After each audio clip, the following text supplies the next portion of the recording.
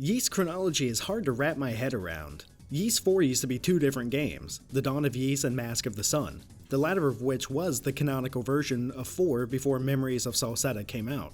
It's a little weird because neither of those games were actually developed by Falcom, but they decided to take the burden of smithing them into the definitive game, and for the definitive handheld console.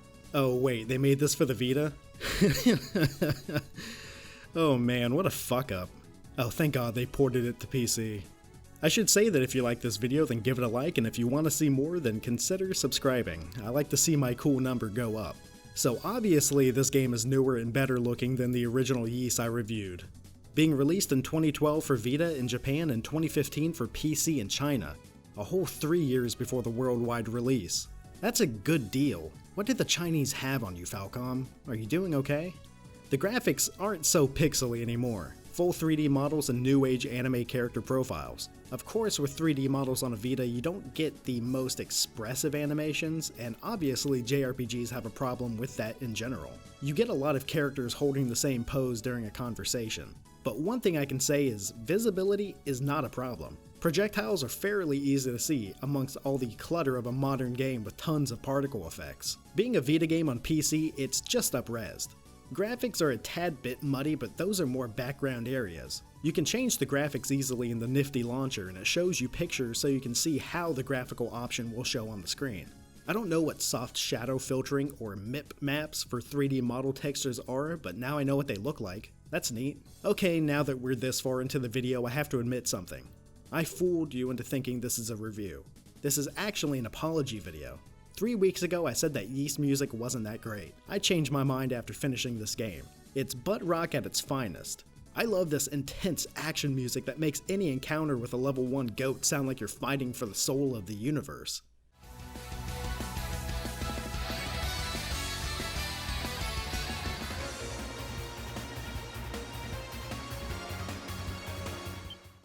I think that's why people love the Ys soundtrack so much, and I'm starting to understand it now. So, did you like Adol Christian? That's good, because he's always the main character. This game takes place a year after the events of Ys 2. In fact, there are a few references to it in this game. Adol bumped his noggin and now he has amnesia. I guess there's bumping in this game too. A big mechanic is to regain your memories, because apparently you've been here for a while despite knowing nothing about the area. To begin, you're shown around the town of Kesnan by Durin, a kind information broker that helps you clear out a mine of monsters. After helping the miners and stopping the town from having a collective freakout, you're tasked with creating the map of the Great Forest of Celceta by this big boobied broad. This game is about as long as Ys 1 and 2 put together. I beat it in nearly 20 hours, so it's a good length for a pocket JRPG. I said that older games throw you under the bus in the last video, but I would prefer that than the hand-holding that modern games prefer. You're told how to buy items, sell items, combine items, kill monsters, open doors, stuff you're probably used to. The only tutorial I accept is the character actions, like Durin picking locks or the later characters who can break walls or power up machines to show you the way. To get between these towns and cutscenes, you have to fight, so let's look at that.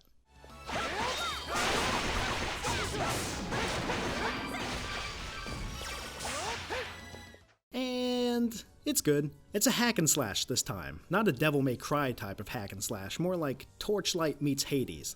The game, not the man. I guess it plays mostly like Final Fantasy 15. Press the slash button and your little character slashes. The attacks will automatically kinda focus on an enemy, but they like to move around, so you'll have to adjust yourself depending on the character. Weapons and armor are back too. These aren't so bad to acquire. You can get some weapons from dungeons or buy the new set in whichever town you find yourself in. You can also upgrade these weapons with materials you find or crate in town as well. A little flour won't do much, but a single gold bar on your weapon? Oh, that'll increase your attack for sure. Chance to inflict a status effect with an emerald? Oh yes please. This gets increasingly expensive though, so save up a little. Armor and weapons don't exactly feel like the big upgrade that they were in the first games.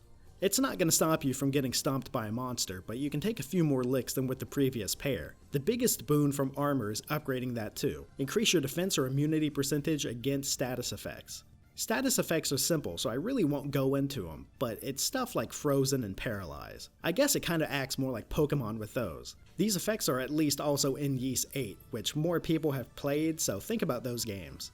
Skills bring you the majority of your power. You get SP from attacking monsters, and if you wait a bit to attack, you can get a ton of those and deal a critical hit. These are for a ton of situations. Some are for damage, and some are for crowd control. You can even buff your teammates. I like skills. Attacking with skills increases your extra meter. This is a mega attack that pauses the enemy for you and deals all that damage. Each character has their own extra for various varieties as well. Those are great for bosses, and man, there are quite a few, but the secret is, bosses are not that hard. Except for one, but I was sort of blasted on frozen cocktails at 10 PM, so I can't judge difficulty at that moment. I cheesed the absolute fuck out of one too and felt no satisfaction. You can use your chug jugs during fights, so just keep potions on you. I can't think of a single boss outside of the last couple of fights, but Sol Galba was a great one. Out in the wild, you'll find character actions that one of each party member can complete. Like I said before, Durin can pick locks, and that's not too bad. Cool stuff comes out of these chests. However, when it comes to plugging a hole in the ground to get rid of poison, oh lord, you have to watch the same cutscene of it closing again and again. You can fast travel thankfully, but what a clunky fucking system honestly. You have multiple sets of fast travel locations set in specific locations too. So you can fast travel from the beginning to the end of a named area, but not from that named area to the main town.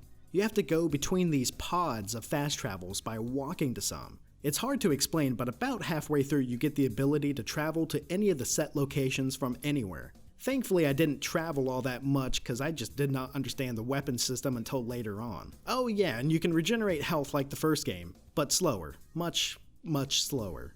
The world of Celceta is the most appealing aspect to me. There is a huge tree that a village sits on and a large lake with a fishing colony on it. These people aren't used to outsiders since the Great Forest is largely unmapped, so you get the Sentinel Island treatment. Oh, I got a coxcomb for you. As cool as these towns are, they all quickly devolve into where's the armory and item shop. Beyond those are large marshes, mushroom forests, cool ruins, ice peaks again, a giant tower obviously, and a cave town.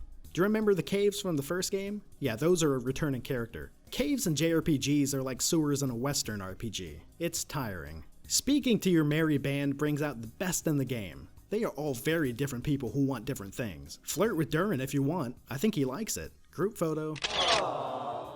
Adol can be such a sarcastic fuck here. I love how much personality he has. This is also the first time chronologically you see the Romun Empire. Weirdly enough, it's based on the Roman Empire. This faction becomes serious assholes in the later Ys games, led by this girl who I have no romantic feelings towards whatsoever, and Commander Leo. He runs around with some comic relief, Sancho and Panza. I love this little reference. Oh look, here's some giants. The sus guy is here too. And it can't be a modern JRPG without lolly bait. I hate this thing, I want to squeeze it to death.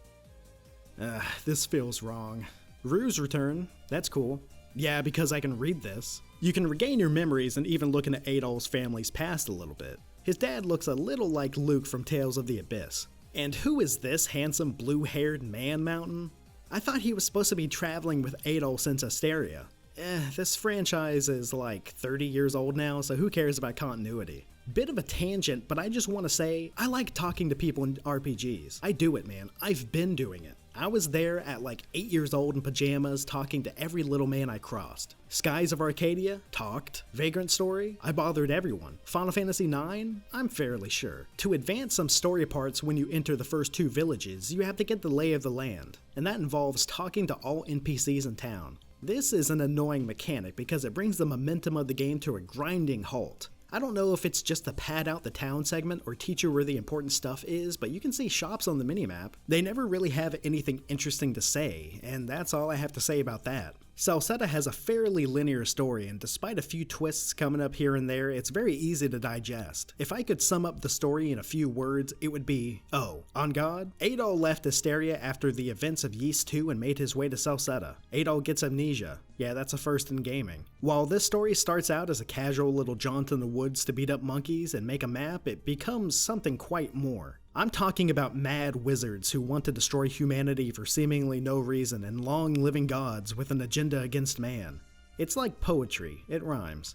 Here's a light spoiler for Ys 2, so be warned. I thought that magic was taken away at the end of that game with the Black Pearl. Is that a huge retcon of a game that came out 24 years prior? Maybe I didn't understand it. This is a different place, so maybe that world-saving act only eliminated the magic we could use in ancient Ys. It's confusing for sure. And not to spoil this game, but it's some pretty world-ending stuff here too. Adol gets much deserved commendations for his saving of the world from a pretty powerful foe and his crafty entourage. Between a wizard and a powerful deity-like figure, who you can assume could destroy you at any moment, it's an uphill battle, even with your large party. But all in all, it's a fairly sweet story that ends with a great moment for Adol in his future, who is canonically only, 18 at this point? I never played the original versions of Ys 4, so I have nothing to compare this to. Coming into this game from an outsider to the story, I love it. A lot. A lot of the reviews were pretty damn good too, saying that this was an essential game. Yeah, maybe the story is cliched or boring at some times, but for a JRPG it's smooth and sleek and runs perfectly well for a PC port of a handheld game. That Code of Princess port could learn a few things. I played for 20 hours and I could see myself playing it again on its original platform. This is yet another banger from Falcom. I'm moving soon, so the next video will be shorter. I got a lot of shit to do.